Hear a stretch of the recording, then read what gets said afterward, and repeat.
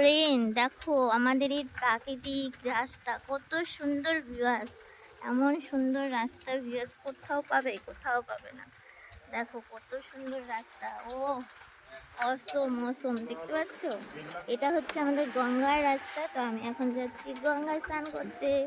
তো কে কে আমাদের গঙ্গায় স্নান করতে ভালোবাসো, এটা হচ্ছে আমি পাড়াটাঙ্গা থেকে ভিডিওটা করছি। তো দেখো, ওয়াও, আর সুন্দর সুন্দর দৃশ্য, প্রাকৃতিক দৃশ্য আমি আপনাদের কাছে শেয়ার অবশ্যই করব। ও ফ্রেন্ড, দেখো আমাদের গঙ্গার রাস্তার ভিউজটা কত সুন্দর লাগছে, আর প্রাকৃতিকের সেই আবহাওয়া।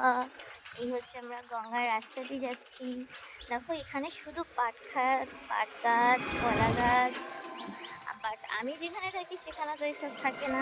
কত সুন্দর দেখো জিনিসটা, আমার তো খুব ভালো লাগছে। তো বন্ধুরা, আমরা অলরেডি গঙ্গায় পৌঁছে গেছি। তো দেখতেই পাচ্ছ, এটা হচ্ছে গঙ্গার রাস্তা একদম। এখন আমি গঙ্গায় যাচ্ছি। তো এখানে টোটো পাওয়া যায়, তোমরা এখান থেকে টোটোতে উঠতে পারবে। আর দেখো গঙ্গার দুপাশে কিন্তু দোকান ভর্তি। এই যে দেখতে পাচ্ছ, এটা হচ্ছে মন্দির। এটা হচ্ছে মুকুন্দনগরের মন্দির বলা হয়। তো এখানে শিব মন্দির আছে, কালী মন্দির আছে, দেখতেই পাচ্ছ শিব ঠাকুর আছে। তো আমি যেহেতু এখন স্নান করতে এসেছি, তো এত কিছু দেখাতে পারবো না, বাড়িতে পুজো আছে। তো দেখো আমি মন্দিরের ভিতরে ঢুকে গেলাম। এটা হচ্ছে মন্দির। তো মন্দিরে অনেক লোক আছে, আর এখানে সবসময়ের জন্য লোক প্রচণ্ড ভিড় হয়।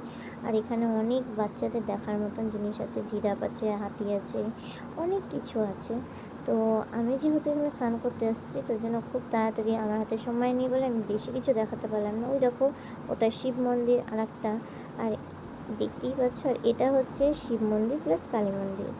তো এত সুন্দর দৃশ্য তোমাদেরকে না দেখিয়ে কি আমি পারি বলো? আর যেহেতু বৃষ্টি হয়েছে, দেখো কাদা, একদম কাদার শ্যাওলা ভর্তি।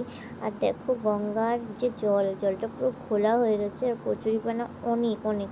দেখো সবাই স্নান করতে, যেহেতু আমি ক্যামেরা করছি সেহেতু আমি তো আর আমার স্নান করাটা তোমাদেরকে দেখাতে পারবো না, বা দেখাতে পারলাম না, তার জন্য সরি। নেক্সট টাইমে আবার দেখাবো। তো দেখো আমার তো মানে গঙ্গায় এসে স্নান করতে আমার এতটাই ভালো লাগে যে আমার উঠতেই ইচ্ছে করে না। কিন্তু আমি যতবারই আসি ততবারই আমার হাতে সময় থাকে না। হয়তো 5-10 মিনিটের জন্য আসি, গঙ্গায় স্নান করি, স্নান করে সঙ্গে সঙ্গে আমার বাড়ি চলে যেতে হয়। তো আমার এত সুন্দর লাগছে। তো আমি গঙ্গার এখান থেকে দেখো পুরো শ্যুটটা করলাম, মানে গঙ্গার জলের। তো সবাই গঙ্গার জলকে মাথায় রেখে একবার বলো জয় গঙ্গা। তো আমি এখানে দেখো বসে আছি, যেহেতু সব স্নান করছে। তো মা গেছে জল ভরতে, ওই যে আমার মা।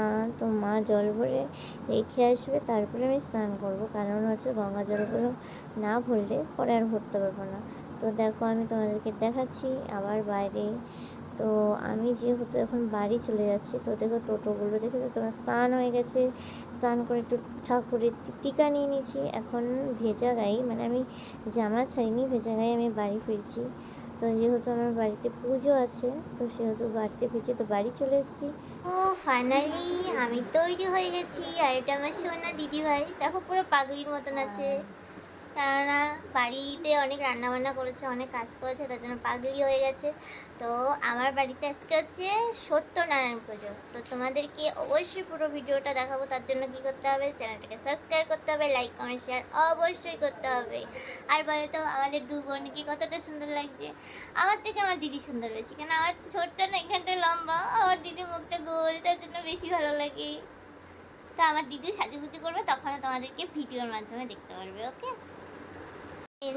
দেখো আমি একা একাই সেজেছি।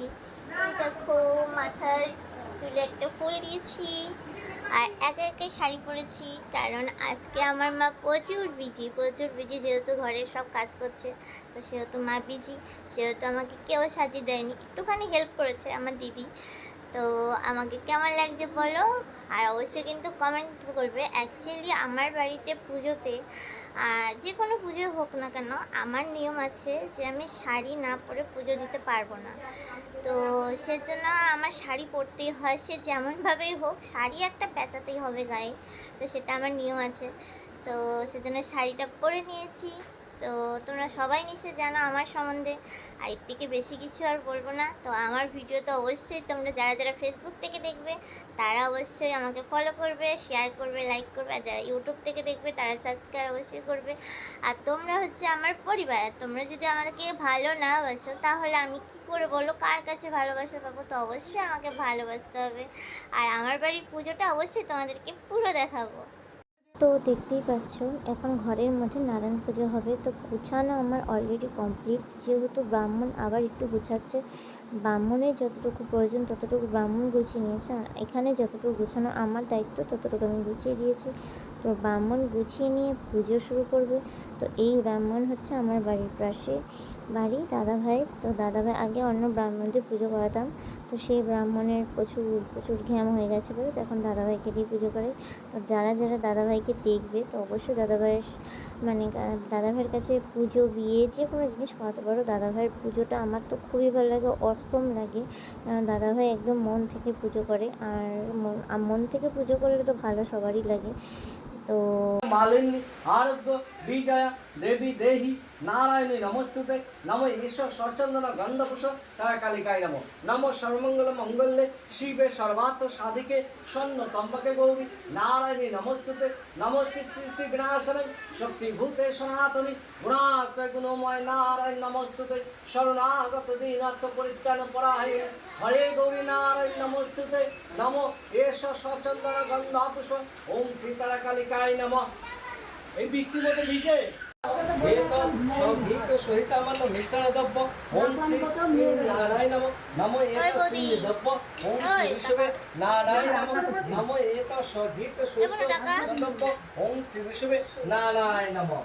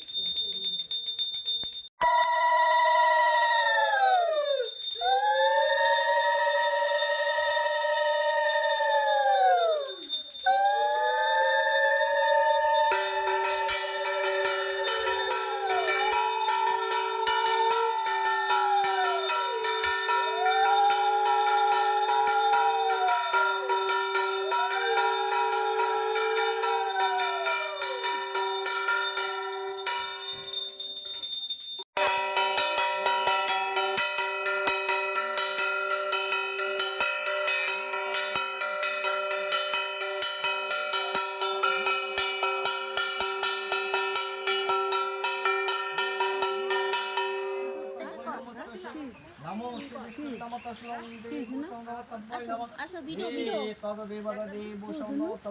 ওজন মা পান খাচ্ছে দেখছে। নমো ওম বিষ্ণু নমো তস্যদেব সঙ্গম তব্বৈ নমঃ ওম কামরাঙা খাচ্ছেন মা, তব্বৈ নমঃ সেই নমঃ। কাম্মা খাচ্ছে মিষ্টি পানগুলো সব দিয়ে দিয়েছো? শিমুড়ির এই মিষ্টি পেলে বিষ্ণু নমো শঙ্কর তস্যদেব সঙ্গম তব্বৈ নমঃ তস্যৈ এটা বানাবি আষাঢ় মাসে এটা মিঠা পান, এটা ওই সুন্দরবনের পান। এবং তীর্থ হ্যাঁ দাদা সুন্দরবন থেকে নিয়ে আসছে। কাকার নাম দিলীপ সরকার এমন করতো। দিলীপ সরকার দেব সমন্ত তব্বৈ নমস্তে শালী মান গোত্রে সপরিবার সর্বরোগ ভোগ পাপ বিনির্মুক্তি ভূত তব্বৈ নমস্তে শ্রী নমঃ হে তদেব পদেব সমন্ত তব্বৈ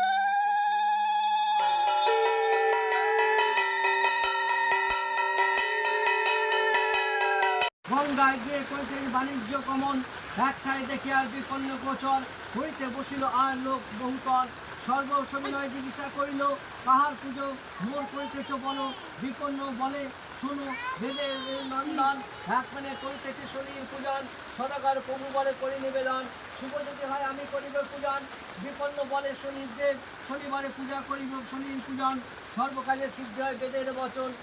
সদাগর বলে তবে আর তুমি বিপন্ন মনি কোন বিধানে পুঁজি মহে শনি ভূপতি